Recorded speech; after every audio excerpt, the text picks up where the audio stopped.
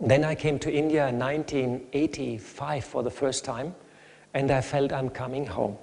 It's a very interesting experience, and somehow I stayed back, and last 20 years I stay most of the time in India, and it's like became my home now. So today I would like to share a bit what we are from Brahma Kumaris side are doing in the area of renewable energy and also in the area of climate change, and how that is all connected to our consciousness and awareness, and what it all has to do with yoga and meditation. In the first moment the connection might not be visible, but I will walk you through the connections and explain why we from Brahma Kumaris are very active since the last 20 years in the field of renewable energies, and why we are active also at the climate change conferences. Actually, our team just had a meeting, and we're preparing for Paris, for the climate conference there. And there will be 10 delegates from foreign, and about 15 brothers and sisters from France. And jointly, we're trying to save Mother Earth. So I have a presentation, which I also show some of that in Paris probably. And first I talk a little bit what's going on in the world. Where are we actually? Because sometimes it's a little bit confusion, what is climate change, what is actually going on. And sometimes people are also quite worried about the situation, because in the press a lot of facts are shown and a lot of information is coming to us, and sometimes it's not easy for us to sort through all that information and get an idea what is actually going on and how serious is actually climate change. In the second part I show what we're doing at the Brahma Kumaris, and that's quite a lot. And in the third part I'm showing the connection to meditation and yoga, and that's why you're all here for the Peace of Mind retreat. And I a little bit refer how a peaceful mind can create a better world. So let us start a little bit and let's go straight through. And you see in this picture, you cannot see much because this is a picture of New Delhi in December 2014.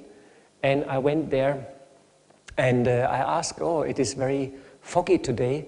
And I went to the German embassy and they said, that is not fog, that is smog. And at that day, New Delhi broke the world record in air pollution. We had double the air pollution than in Beijing in China. And in India, the Indian government made no announcement. The newspaper made no announcement. There was no mentioning in any radio. And then it was picked up by the New York Times 3 days later, and by the German magazine Spiegel also 3 days later. And then in India, the newspapers, they said, oh, very good. India broke the world record in air pollution.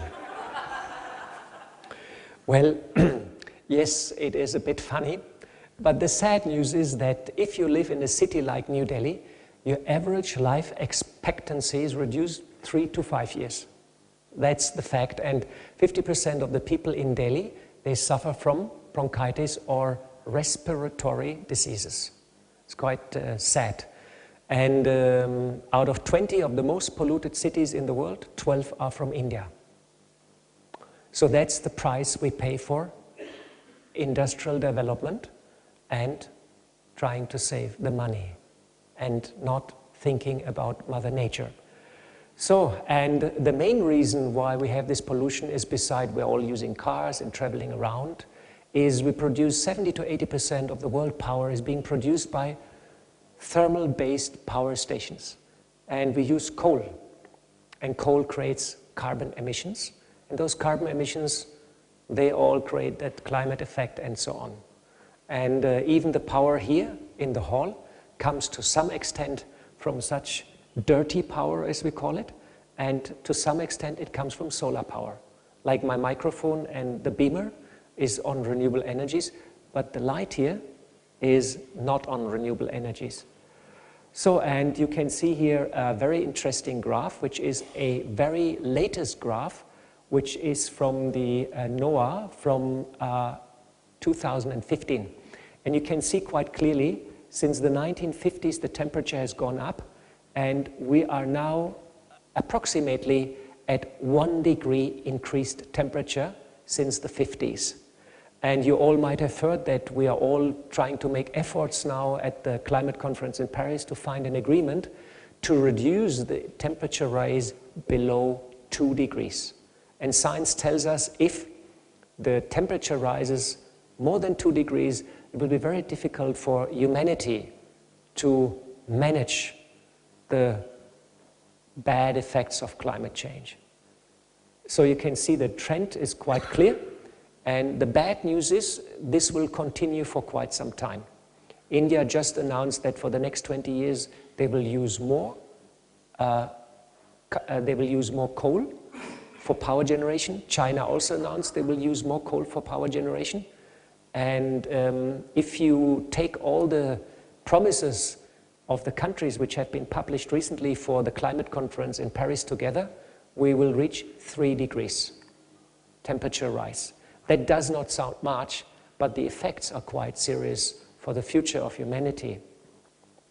And either we create deserts, which is happening already, and probably in all your home countries where you come from all over the world, you already notice some change in climate patterns. Either it becomes more cold, it becomes more hot, or suddenly you have very heavy rains, or you have extended periods of droughts. And for example, here in India, in Mount Abu, for a long time in the rainy season, we had no rain at all, and suddenly in 4 days, the rain of 2 months came down in 4 days. And we had massive damage here in Mount Abu, the roads, the bridges, everything got disrupted, and people lost their life and their property because of that heavy flooding. So either we create deserts or we create little islands. You see, this is Mount Abu, just looking out of the sea. And there was a scientist in Sweden, Mr. Rockström, he gave an interview. He's a director of the Resilience Center in Sweden. And he said, if the temperature rise goes on like this, we have to consider a seawater level rise of more than 10 meters within the next 100 years. Just imagine 50% of the world population lives within 50 kilometers of the ocean. And if the seawater level rises by 50 centimeters, by half a meter, cities like Bombay, Sydney, Melbourne, New York, Boston, London, Rotterdam, they have to be evacuated because we cannot deal more than 1 meter. We cannot build up the dams that much, it's too costly. So just imagine about the consequences of this climate change. They're quite serious. And one other information, already about 70% of the world reefs, they are seriously damaged. And if the temperature rise goes more, the damage will increase, and the reefs are the kindergarten for all our marine life. And everything is connected to that. So all the ecosystems are very delicate, and sudden change in temperature or increase in temperature is not easy taken by them. And quite often in the ecosystems you find what is called a tipping point when a system collapses. And that's actually where they fear a lot, that we soon reach such kind of tipping points. So climate change is a big issue and is threatening us. And it's part of the change we're facing in the world, and sometimes it's frightening us. And we have worries about the future, quite understandable, because we're heading not really in a really good direction. So, and one of the main reasons for all these problems we're facing is that our ecological footprint is negative. It means we're using more resources than actually Mother Earth can provide us. At the moment, we're using the resources of 1.6 planets Earth. It means we're using, an average, 1.6 times the fresh water, 1.6 times the water, the air, 1.6 times the wood, and so on. And we're not replenishing them. And that's what's called a non-sustainable lifestyle. And that's what we are all doing, and we're all part of that somehow, because we are consumers. And we all want our little luxuries, and we want our lifestyle. So we're all part of that, because we're used to that, and we're conditioned to be such consumers and buy quite a lot of stuff. And you see, actually, we should come back to consume resources of one planet Earth, but that would mean a reduction of economic growth. And as you know, the paradigm we all worship at the moment is economic growth, because economic growth means jobs. And economic growth means wealth to everybody, and it means profit. So everybody wants economic growth. And this is a bit of a dilemma because we have only one planet. Of course, Hollywood tells us many stories how we build spaceships and go to outer galaxies and then, you know, have a bright future and find resources and all this, but it's unfortunately not going to happen. It's just a Hollywood movie. You know, this is a myth. Energetically, it will be not possible. So, we have to come back to one planet Earth. India is using at the moment the resources of 2 Indias. So here in India, the situation is even worse because we're 1.3 billion people in India and have a relatively small land mass. So we're using a lot of resources in India already. So our planet is under squeeze. This is a slide from the Resilience Institute in Stockholm, which I've taken. And we have a dilemma of human growth, we have a climate dilemma, we have a pressure on ecosystem, and we have a surprise dilemma, which can be an asteroid, or which can be an outbreak of disease, whatever, we don't yet know. Or maybe God intervenes and says something, you know? So that's the surprise dilemma. So the planet is really in trouble. And that's quite worrisome. So, and on the other side, there would be beautiful alternatives. Here you can see that the sun provides 1,000 times more energy than actually what is our demand, our global demand. You can see here, this is the world energy requirement, and this is the solar radiation coming to planet Earth. So we get approximately 1,000 times more energy by sun than actually what we need. It's quite baffling. And why we're not using it? The big interesting question. So we're fighting for coal, oil, gas, and uranium, and these are all either dangerous or dirty energy carriers. And science tells us in the next 30 years, we should phase out the usage of coal completely. It means we should bring the usage of coal to 0 in the next 30 years. Unfortunately, the predictions are that we're increasing the usage of coal for the next 20 years. This is very difficult, you know. So, humanity is not very smart, and at the same time, there is a relation between poverty, conflict, and environmental degradation. You see, wherever there's an environmental degradation or there is a conflict, people are migrating. And you all know about the refugees in Europe now. It becomes a big problem, and it's quite obviously that there are disconnections between conflicts, environmental degradation, and conflict. And we all have now a very explosive scenario in the Middle East. And we have wars going on for oil, we have wars going on for geostrategical interests, and we have a lot of refugees, and we may have just seen the tip of the iceberg. Who knows about it? All right. So, and at the same time, we in the West, we are big consumers. We all are very much interested in our latest MacBook Air, our Apple iPhone G6, and some latest car, and this and that, and following the fashion trends. And somehow we're conditioned. You see, this lady, she has seen 10,000 advertisements. And these advertisements tell the lady, if you buy things and you buy fashion and you buy new things, you will be happy. So the lady, she buys and buys and buys. And nowadays you buy cloth, you wash them 3 or 4 times and they don't look any more good, you know, because they're made cheaply. And you buy another stuff because it's so cheap. And that's what the industry is doing, and that's what you're told, and that's how you're conditioned. That's how our economy functions. And Mahatma Gandhi said, there is sufficient in the world for man's need, but not for man's greed. So somehow, we're all participating in that, and we're part of it. And if you look at your home, at your wardrobe, and you look the cloth hanging there, who has too much cloth hanging in his wardrobe? I have too much cloth hanging in my wardrobe. Okay. All right. There are some hands not going up. You may be shy, or your translation may be slow, or you really don't have enough cloth, which is very rarely the case, you know. So we all have stuff. We have too much stuff, you know. And nowadays in Germany, when there's, you know, every 6 months there is this collection, you know. The municipality says things which you don't, you can put them outside. You find incredible stuff, what people throw away. Stereo systems, bicycles, whatever you want, you get it. There's too much stuff around and we're consuming more and more and more. So we are in a consumeristic pattern. And that's very deep also in our subconscious, and we believe, and we're part of that, and we believe it's just a good trend. And the problem is, we all do it through credit card. So we have an environmental problem, we have a credit problem, we have a financial problem. Very gloomy and doomy. So, and this you see is the world's debt.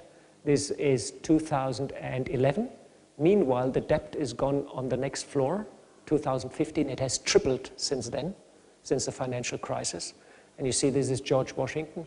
He's completely out of his shoes because the dollar has lost 150% of its value since its introduction. So money loses its value in front of our eyes, and the world is in debt. America has now about 15 trillion US dollar state debt. 15 trillion. Even if they would start paying back, they would need 10,000 years to pay back. So you can understand how difficult the situation is. And if you see history, we had 200 state bankruptcies since the Roman Empire. It means a state becomes bankrupt. He doesn't pay his debt. The problem is now the whole world is one.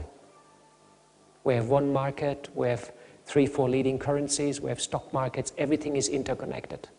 If China gets a cough, the rest of the world is shaking. That's the situation. So we're in a very, very delicate time, and we have to look for strategies to adapt ourselves towards that.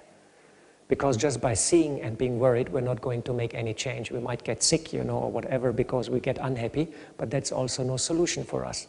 And we all came here together to learn to be very, very happy, to be very powerful, to be very peaceful, and to increase our inner resilience. So, therefore, the Brahma Kumaris has set up about 10 years ago an environmental initiative, and we want to create a climate to initiate a change. And we advocate certain values and virtues, and we go to those conferences and we highlight the connection between our consciousness, our awareness, and our attitudes, and our actions, and the situation in the world. And we tell people, change your awareness and your attitudes, and you will have an impact into the world. And 8 years ago, there was a climate conference in Copenhagen, and then all those government people came to us, you know, in nice dress with tie, very formal, and they said, what are you yogis doing here? You white-dressed yogis.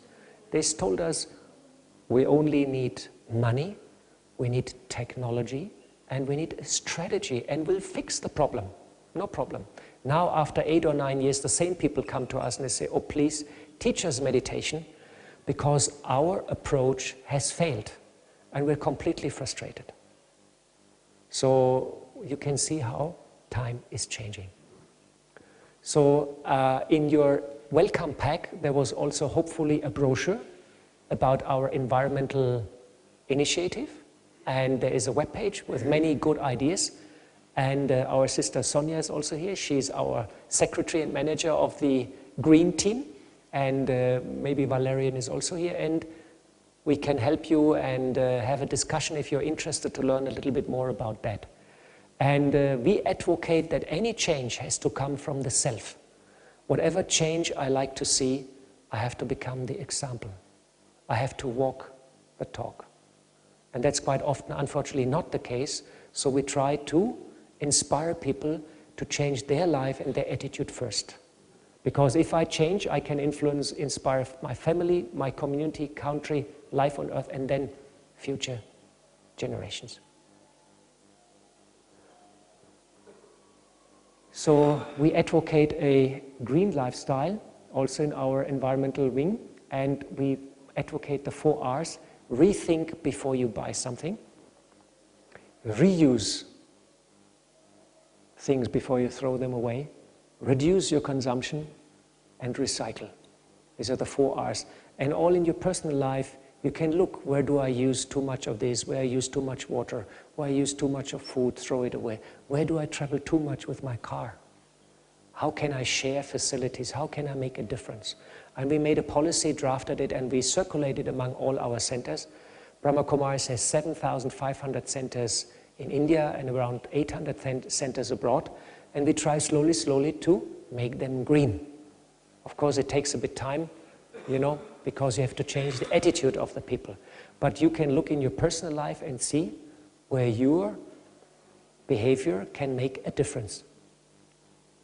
And you can do an energy audit, and you can look into energy, water, and into waste. Who is recycling the waste? Anybody is doing that already? Okay, all right. And are you looking into your water consumption? Okay, see, slowly, slowly we're all wakening up and we change our behavior.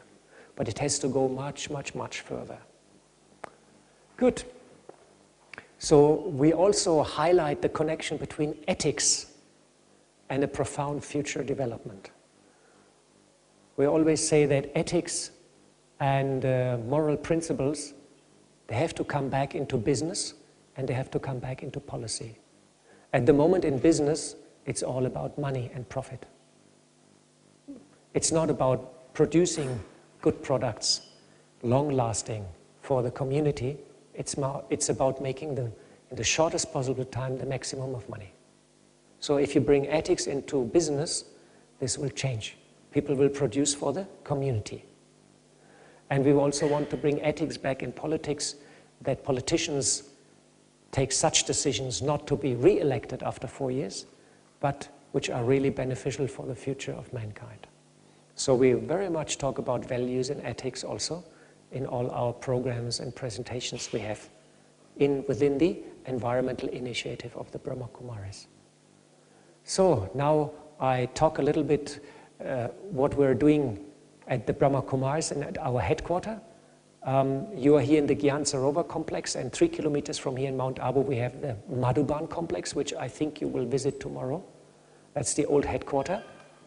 And we have around 800,000 regular students or followers, you can say, who practice Raja Yoga meditation. And we're also closely connected to the United Nations.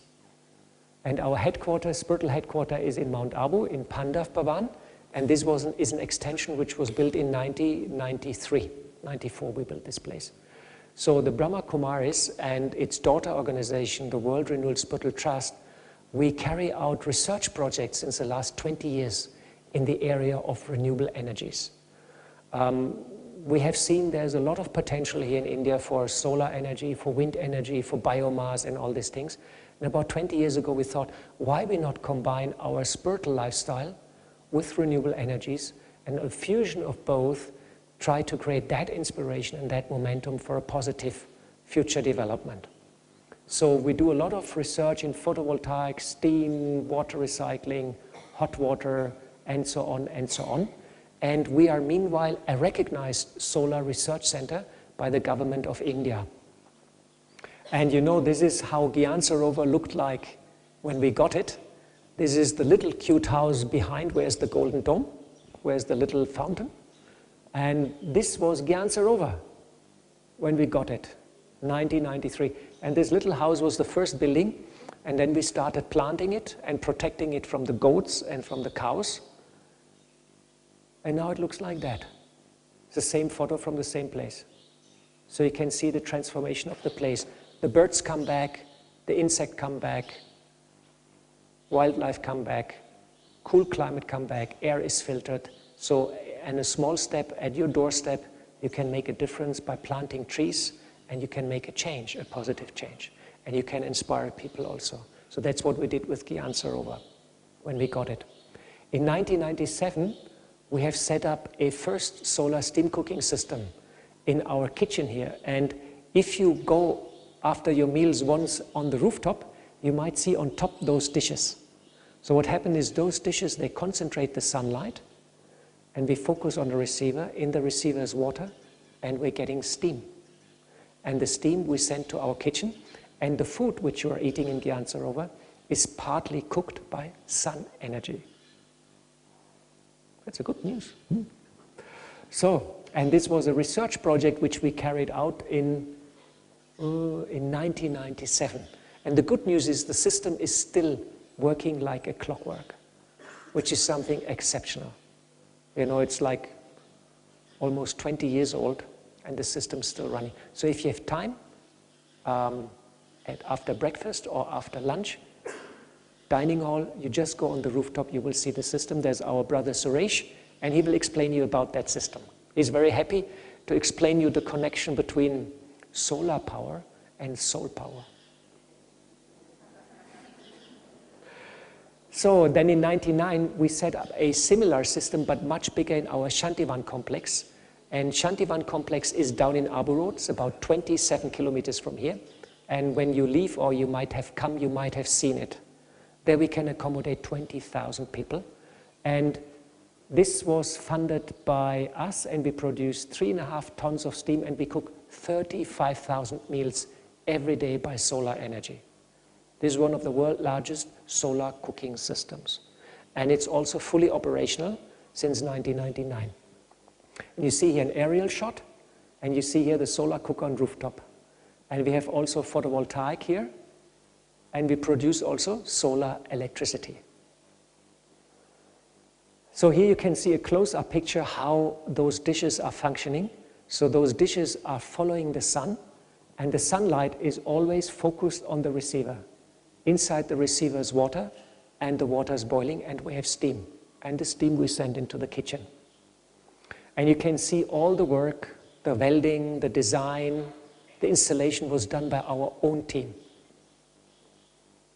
We did insulation, mass fabrication. This is our kitchen, and here comes the steam, and we inject the steam into the cooking vessels, and we cook lentils, rice, dal, and vegetables. We cannot fry. That would mean a too high temperature. And we cook for all these people. This is the main gathering of the Brahma Kumaris in Shantivan, in our main hall. So you can imagine how important it is to have a stable supply to our people and have always steam available. So, and here you can see our solar steam cooking system, which we set up in Global Hospital. I think tomorrow you're going to the Global Hospital, so if you go around the hospital at backside, you can see that system.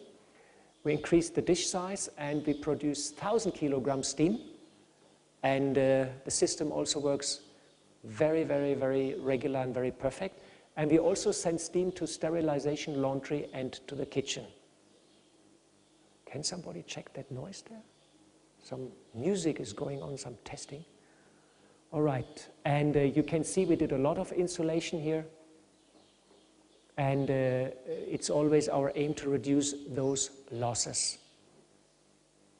And this is our system in our Panda Bhavan, which you're going to visit in the next days. And we also promote the solar cooking box.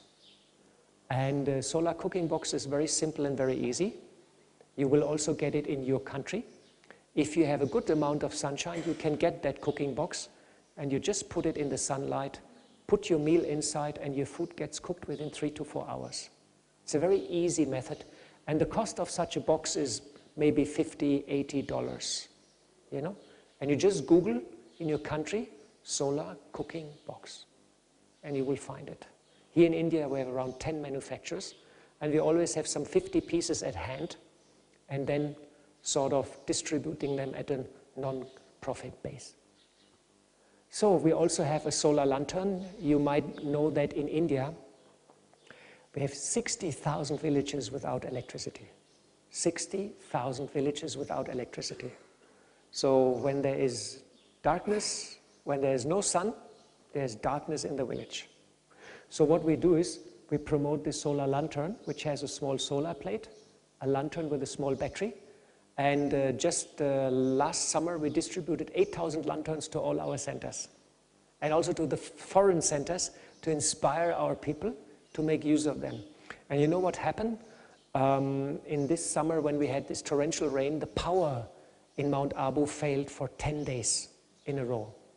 So we started the generator in the morning and the evening for 2 hours to save diesel because we were not sure how long the power cut is going to take place.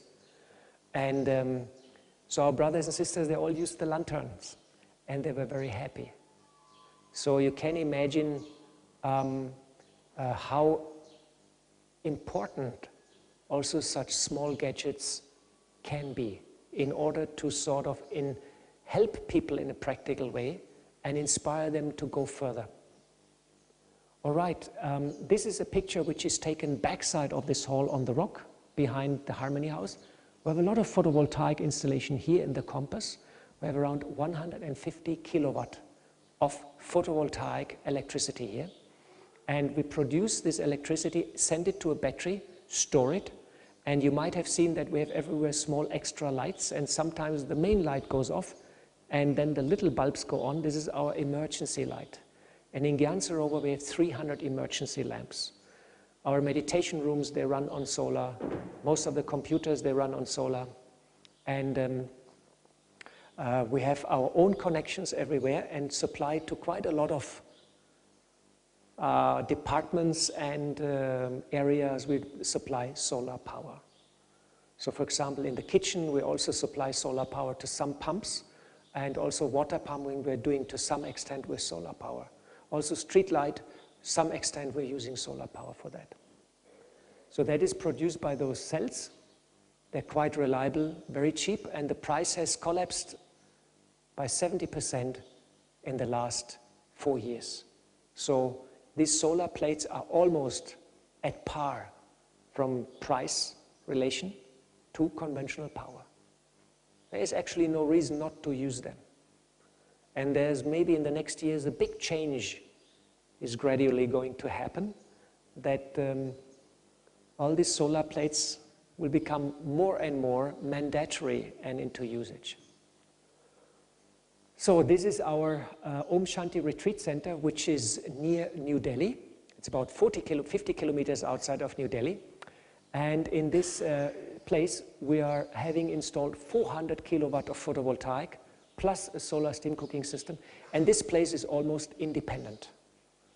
So therefore, we got some subsidy from the government of India.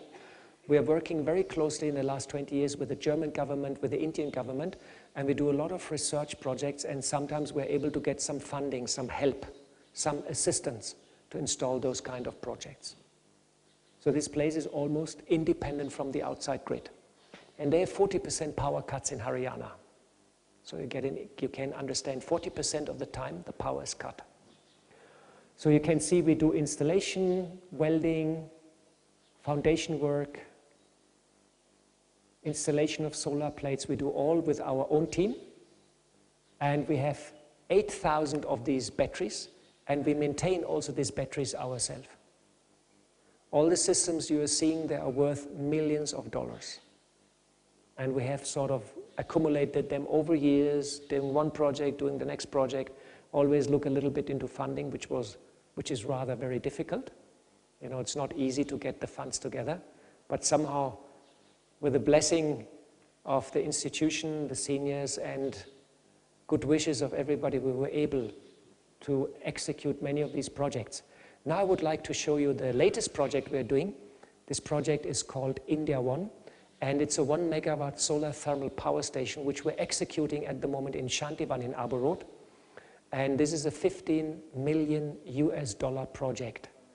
And we get substantial funding from the German government, from the German Ministry for Environment and Nature Conservation.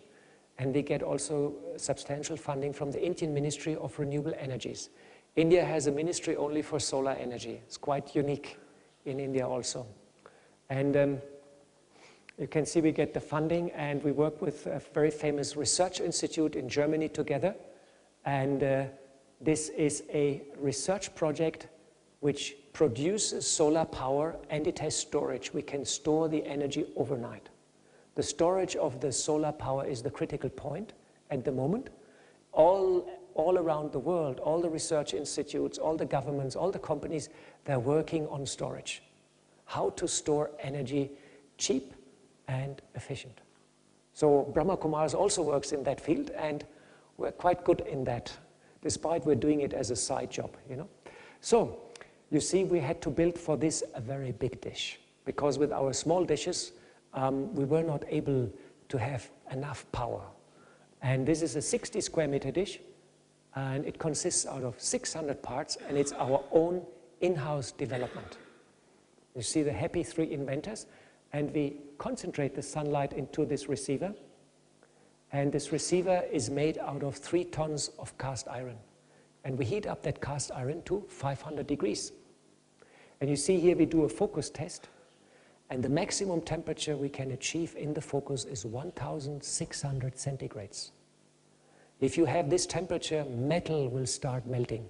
So that's a very bad temperature. So we already melted so many things with that solar dish, you know, when we were not paying attention. We melted water tanks and other metal structures. So we're very careful what we're putting in front of that dish. So now we limit the temperature to 500 degrees, and we store the energy in this receiver, which is made out of 3 tons of cast iron. We heat it up to 500 degrees, and it's insulated, and we can store the heat overnight. And whenever we want steam, we pump water through that receiver. And the heat of the receiver goes into the water, produces steam, and the steam goes to a turbine. So, and you can see here we have our own little tracking computers, all in-house development. We have our own structural engineering department. We have our own computer programming department, and everything will be digitally. We can control it remotely. And you see this is our Shantivan campus. Here's the solar land, and this is the layout of the field. And this is the latest picture of the project. I have a little film, but it will take 4 minutes. Should I show it to you? I show it to you. Come on. So I show a little film. Let me see if I can do that. Okay. Here we are. And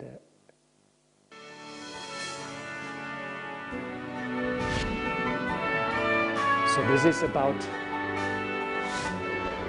our project. The name is India One.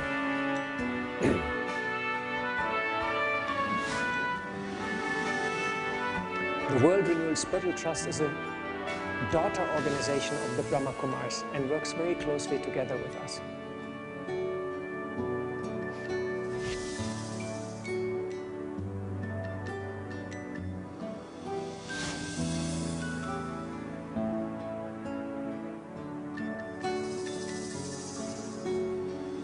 So we're coming from outer space, flying all the way to Mount Abu.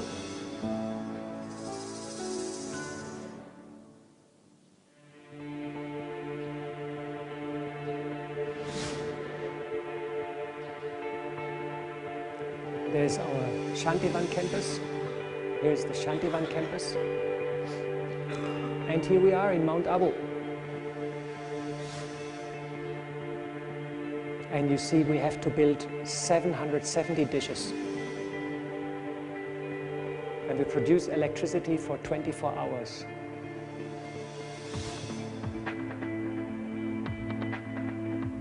The good news is we have installed all 770 dishes 3 months ago. And now we have to install 770 receivers. We have to install 3,000 little motors, run 20 kilometers of cable, 10 kilometers of pipe, and we hope by March, April 2016 we will go operational.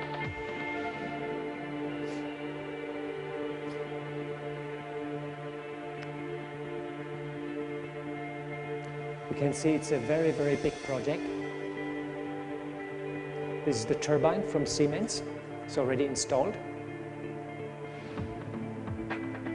And we had to set up our own workshop. And we employ up to 200 people at the workshop. We train them. We make quality control. We educate them. We have plasma cutting.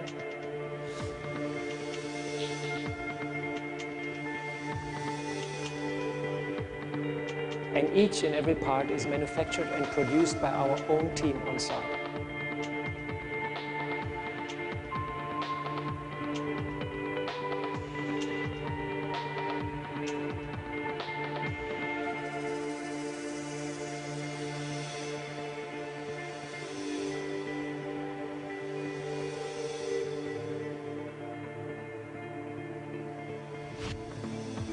So then we put all the mirrors on top with a special glue, which we have tested in a climate chamber for 2 years. A lot of work is going into that. We're working since the last 5 years on the project.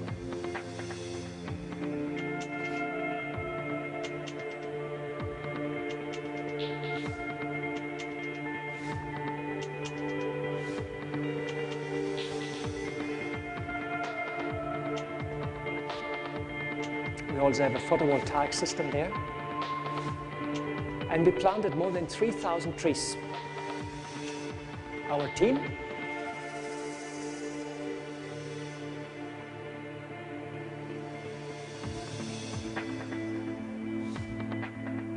and it's a technology which is developed also for India, and we hope to replicate it.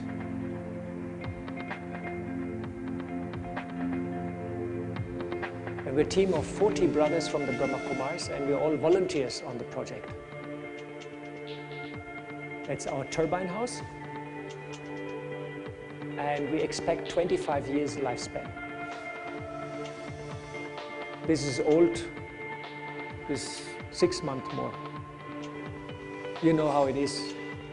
You have a project and then so many things may not go as per plan.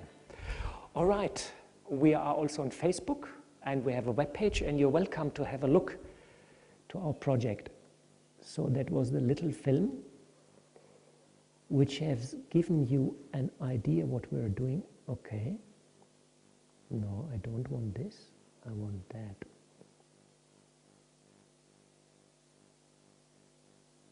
So, now you have seen the world is in trouble. Serious trouble. The planet is actually sick. And the people also not behave very nice, if we're frank. We're all buying too much.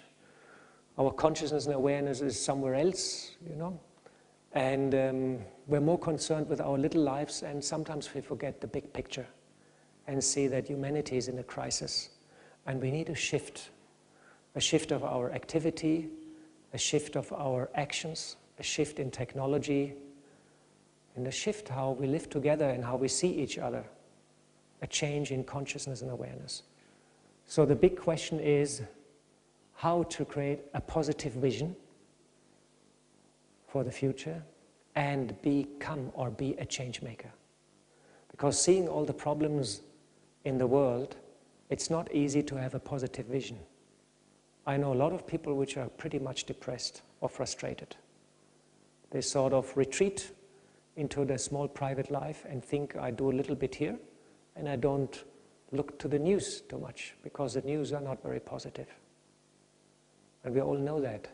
Luckily, we're here together in Mount Abu, which is an island of peace and tranquility. But we all go out after some time and we go back to our countries and to our personal lives. And then we see the news, we hear what's going on. And the question is, how do we position ourselves? How we deal from the inside with all these problems, how we strengthen our inner resilience with environmental degradation, but also with tension, with war situation, with refugee situations, and how I can become a change maker, how I can become active in that process. So for that now I sort of come to the third part of the presentation. It's about how our consciousness and our awareness plays a major role. We all know if I want to build a new house, first I have the idea of that house. I have a vision. So first the idea is created in my mind. I'm aware. In my consciousness I have this inspiration. I want to build a new house like I'm an architect. Then I design the house. And then I build the house. And then it becomes reality and it's practically there. And then I have to live with the house and the implications. So what is very, very important that we understand the mechanism, how the world is formed by our actions. First, I'm conscious and aware. That creates my visions and my ideas. And my vision and ideas, they create the actions and the reactions. That's actually what's happening. Climate change is a reaction based on wrong actions, based on a wrong vision, based on wrong ideas, based on a wrong consciousness and awareness. So this action and reaction, they create the world, and the world is in trouble. So if we want to change the world, we have to change consciousness and awareness. And here in the Brahma Kumaris, we consider ourselves to be experts in the field. I'm now 30 years with the Brahma Kumaris and practice Raja Yoga meditation, and I can proudly say I changed myself. I became more peaceful, more relaxed, despite my mother and my brother says, I will never change, but I became a different person. So how to bring a change? Because that's the big issue. Because sometimes we understand something that we want to change, we understand it intellectually, but we're not able to bring it into action in our emotions and feelings. And we still follow the old pattern. So here it's quite interesting because in the last years, neuroscience has mapped the brain and how the brain is actually functioning, and how and why we take certain decisions and where they do come from. So I would like to share with you a little bit how the brain functions. And we have these two big antagonists there in the brain. One is the consciousness, that's the I. And I, the consciousness, I'm talking to you at the moment, and you are listening consciously to me, what I'm saying. And the consciousness sits in the front cortex here. And it sits in the outer, very, very outer thin shell of the brain. But we have something called the subconscious. And the subconscious is very powerful. Very, very, very powerful. And science has found out in the last 10 years to what extent and how powerful actually is our subconscious. And they found out that more than 97% of all decisions we're taking in our life are based on our subconsciousness. It's quite interesting because we think it's our consciousness who takes the decision. No, it's the subconscious. I give you a very, very simple example and you all will understand how it functions. You meet a person for the first time, and what you do is you look at the face of the person, and within a tenth of a second, you analyze 40 parameters of the face of the person. You look the ears, the nose, the chin, the forehead, the eyes, the shape, the hair, or less hair, whatever. And you analyze that picture, and then you take that picture, and in the next tenth of a second, you compare that picture with your database. And your database, your storage is in your subconscious. Any face you have seen in your life, including the emotions connected to that face, are stored in your subconsciousness. And then, within the next tenth of a second, comes a message back from the subconscious, relax, that face is similar to your mom, you can trust him. And you know what happens? The next tenth of a second, before you take in a breath, you're flooded with positive chemicals like dopamine and so on, and you relax. And you say, oh, hello, mama. It's not that bad, but it's almost like that. And you think this was your own conscious decision that you liked that person, but the decision was taken by your subconsciousness. And you're not aware of that. because there's something very strange going on. The subconscious is so smart, it brings that idea up, it comes to your front cortex, to your consciousness, and you think that was your decision based on that face. But it's actually based on previous experiences you have taken and recorded in your subconscious. It means 97% of our decisions we take day-to-day life are based on our previous recording. We are following an old program which is in our subconscious. And the reason is it's much more economic and efficient for our brain to work in that fashion. If you activate and you really take the decision, you would take a long time to think, do I like this person? Do I not like this person? What should I do? And it would be too much for you. So you always go to your subconscious. Subconscious says, like that, you like this person, he looks similar to your mother. This person might want to rob your money, and loot you, but you trust him. This happens in food, cloth, relations, work, peace and war, technology, negotiations, everywhere. This principle is going to happen. That's how advertisement, by the way, is making use of that mechanism. And that's known since the last 10, 15 years. They found it out. They mapped thousands of people, put them in the MRI, in the CT scan, gave them certain works to do, made them happy, made them angry, whatever, and they found out how our brain is functioning. So what we're doing is not a conscious decision, it is a subconscious decision which we mostly take, which governs our life, and this is a program which is based on the previous experiences, because it's much easier for us and much safer for us. And this now explains why it becomes sometimes so difficult. Because the good news is the subconscious all the time talks to the conscious and tells him what to do. But the conscious cannot influence the subconsciousness. It's a one-way communication. Even if you read a book, how bad is cigarette smoking? And you say, my God, it causes cancer. Today was an article in the German newspaper Der Spiegel that the WHO declared red meat cancerous.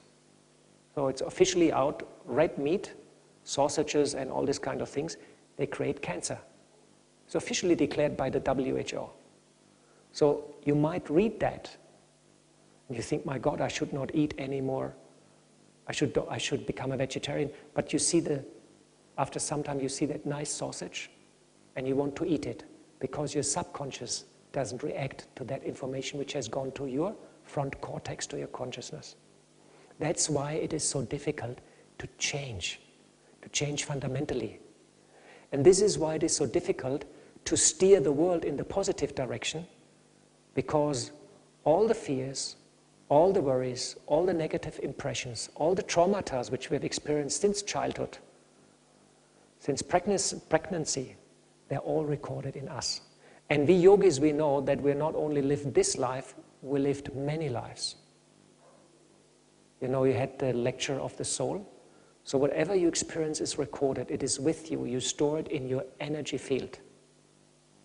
It's stored in your subconscious and it influences you all the time and it guides you through your life. This mechanism is very powerful. It's very difficult to change it. Psychologists, they always come to that barrier where they can't treat the patient anymore. Now we have a big problem in our consciousness and our subconsciousness. We all face an information overload. Who is a bit overloaded with information? I'm overloaded. I get too many emails. Okay, most of you are a bit overloaded. It's called a burnout. It becomes a disease nowadays, I heard. No? Sonja in Copenhagen, you said in Denmark, so many people, they become sick because of burnout, because of information overload. We have to absorb 10,000 times more information than a person in the medieval times. But the brain is the same. So now we get so many information, our filter is overloaded. We just say, oh, we try to shut off. So our subconscious is overloaded, our consciousness is overloaded, and we're following an old program which has been created long time ago, based on our experience which we are recording and memorizing in our subconscious. And this is why it makes so difficult for a change. Now in psychology they found out that it is very difficult, nearly impossible, to override that old program. They tried it with people who have schizophrenia or people who have wrong behavior patterns and all this. And over 10 years they analyzed the people, and they analyzed also different treatment methods, how people can change, how they can become better, and how they can overcome negative trends within them. And they always came to that barrier where the subconscious does not show the flexibility. And it's almost impossible. It looks almost like these informations and behaviors are hardwired into the subconscious memory, like chips, like ROMs. Like ROMs, I think, ROMs. It's hardwired. So they came to a barrier, and they really didn't know how to go further. That's why psychological treatments, they give an effect in the beginning, but quite often after some time you have a fallback, you have a flashback. Now they found out something very, very, very interesting. We talk all here about yoga or meditation. Yoga is an old Sanskrit word and means connection with the supreme or the divine for self-enlightenment. Now that's something a bit wishy-washy, and you know, our science does not really like religion or belief systems very much, because they say that is not scientific. This had not been published in a review paper, so we don't believe it. Huh? Okay. So what we did is, in the last 10 years, tons of experiments have been carried out in these areas. And they took yogis, and they took monks, and they put them in the MRI and in the CT scan. They measured their brain activity, and so on and so on. And they found out something very, very fundamental, very surprising, and very thrilling. It's actually magic, and they don't know why, and they don't know yet how it happens. They found out if you meditate, it increases your social competence. Okay, you become a better person, you're a bit more relaxed, a bit more friendly with others, a bit more peaceful, understandable, not a big deal. No? We all can do that.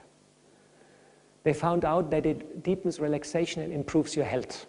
This is quite well known since many years.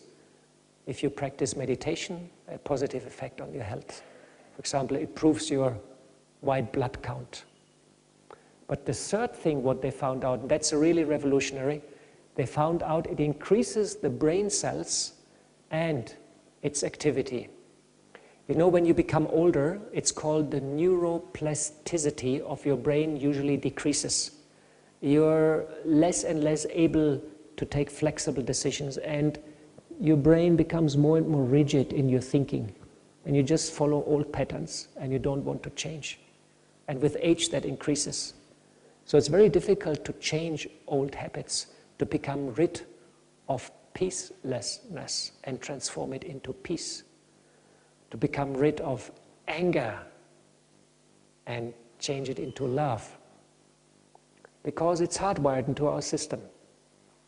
But what they found out, if you practice meditation, you substantially increase the count of gray brain cells, and you're able to override the old program.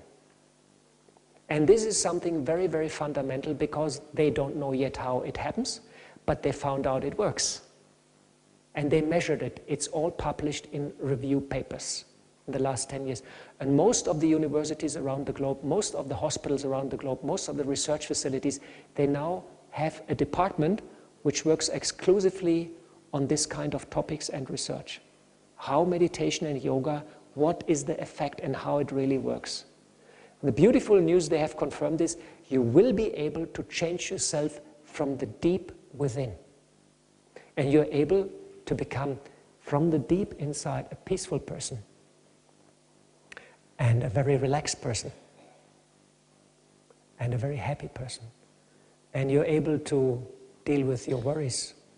You're able to deal with your childhood fears.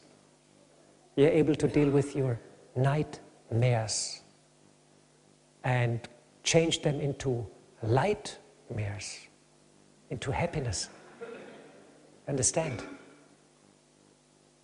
And that's what the world is suffering at the moment. It suffers collectively from too many people's nightmares, too many worries, too much fear, impurity also.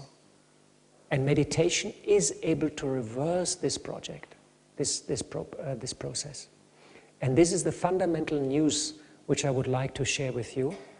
And this is actually what we're all learning here collectively, and that's why you came here, because through the meditation, after some time, your activity in your brain changes, you get more gray brain cells, the neuroplasticity is increasing, and you create totally new neuronal connections. These alien words. So that's a wonder, because you're able to change your program, the program which all the time influences you. And in Brahma Kumaris we have something called tapasya, that means deep and very powerful meditation. And that's when I personally quite often feel how that peace comes, and that peace stays with me. It's like a cloud around me. Nothing disturbs me. It's very wonderful. It's scientifically proven now. So you learn here meditation after a scientifically proven method. And you're able to override your old program, increase your gray brain cells, and become alert and fresh. And change old habits. You always want to get rid of them. I'm sure you all know about the habits you want to get rid of them. Everybody knows about those little areas you want to change. And when you meditate, you're able to do so. All right, so this is a very, very important point. And that's how through yoga you actually change your behavior, your consciousness and awareness. Then you change your vision. Then you change your action. And then you change the world, because you change your action. So that's a very powerful path. And if we all become yogis, within no time we're going to change the world and make it heaven on earth. So, now, one effect of yoga which is quite clear, I've described it. You meditate, you change your awareness, you change the program, you change your actions. You become a good guy, or a good soul, a positive soul. But there is another effect which is also being found out by science in the last years. That's quantum physics, you know. And what they found out, the consciousness of the observer influences the scientific result. There's a very famous experiment. It's the experiment with the light beam. And they observe the light beam, and if you observe it, it's a particle. And if you don't look at it, it becomes a wave. And then you look back, it's again a particle. You look away, it's a wave. Then again you look, it's a particle. So what is it? And this tells us the consciousness, the awareness of the observer is connected to the physical reality. This is what these experiments tell us. And Albert Einstein says, have this imagination because it's more powerful than knowledge. So this is now the science of the heart. This is the science of your vision. This is the science of your powerful thoughts. Have this power of imagination because it's more powerful than knowledge. The knowledge of the front cortex, which sits here. It's the knowledge of your heart, your feelings, emotions, and your thoughts, which you send all the time. And in the last 30, 40, in the last 50 years, many of the universities around the world have done hundreds of experiments where they measured and have proven the connection between consciousness and the physical reality out there. I, as the observer, I'm able to influence directly decisions in the physical reality. And we yogis, we go a step further and we say, I, the consciousness, I'm talking all the time to the world, and the world talks all the time to me back. Now the issue is, in India we have a deity. He's the destroyer, he's the creator, and he's the sustainer. So we all are at the moment in the mode of sustaining, because we follow our subconscious program, which has been created in the past. So we all sustain the past. We sustain the worries of the past. We sustain the traumata of the past. We sustain the fears of the past, and we're not touching it because we're scared. If we now practice powerful meditation, we're able to change that. We bring in light in the whole process. And then we change the vibrational level. We're talking to this world outside. And this world is a reflection of my consciousness and awareness. This is a very, very powerful point. And if you are aware that you talk all the time to matter, you talk all the time to your friends, to your soul friends, and we're energetically all the time connected, you start looking into your thoughts. You know, and they made the count about thoughts. And I think you had some experiment here in the seminar about thoughts. How are your thoughts? Are they positive, are they neutral, or are they negative? And many people are 45, they made a count, 45% of our thoughts we're worried, we are thinking about the past, what happened there. 50% of our thoughts we're worried about the future, you know? Like when you guys go here next week, you have to go back to your job, and you have to pay your bill, and the car needs a repair, and the hot water geyser is not working properly, and you have to go to the supermarket and check that you get food and all this. So all the times we're thinking on the future, and we're creating our future by that thought process, because all the time we project thought energy into this realm. And these thoughts, they have an effect, as we know from quantum physics. So all the time we sustain. And we're not able to destroy old habits, and we're not able really to create new, because we're not touching our old programming in our subconsciousness, because we're scared and we don't know how to do it. So these experiments, they have shown, hundreds of them, that we talk all the time to matter, we're able to influence it, and matter has a feedback loop also on us. So when we now wake up through the process of meditation, we become very, very powerful. And we become change makers. We become creators. And this is something very, very special. So yoga and your thoughts are the key to transform the world. And this is the message of hope, which you take from here, that you can become a creator of your own personal life and future, but you can also help others through your example, and you can help the world. Mahatma Gandhi said, always aim at complete harmony of thought, word, and deed. All aim at purifying your thoughts, and all will be well. A very wise gentleman. So, what should we do? Think positive on yourself, think positive on others, and think positive on the world. The power of positive thoughts is incredible. Of course, it's the most difficult to think positive about us. In the morning when we get up, it's a Monday morning, we think, oh my God, I have no milk and I don't like to drink the coffee black. What a bad day. And I have to go to my work, and I don't like all these faces. Ugh. If you wake up like this and you have this kind of thoughts, you know, the day is already done, because you create a negative energy field around you. Your face will become like this, your white blood count will drop, you will feel energyless, bad and miserable, you know. So it's not a good start. That's why here in Raja Yoga we learn every morning to get up early and bless ourselves. I'm a positive being of light, I'm God's child, I'm pure, I'm loveful, I'm happy, and I radiate that with all my friends. So we think positive about ourselves. Then Next stage is, once I master that, I'm now 30 years at stage 1, you know, think positive about myself all the time.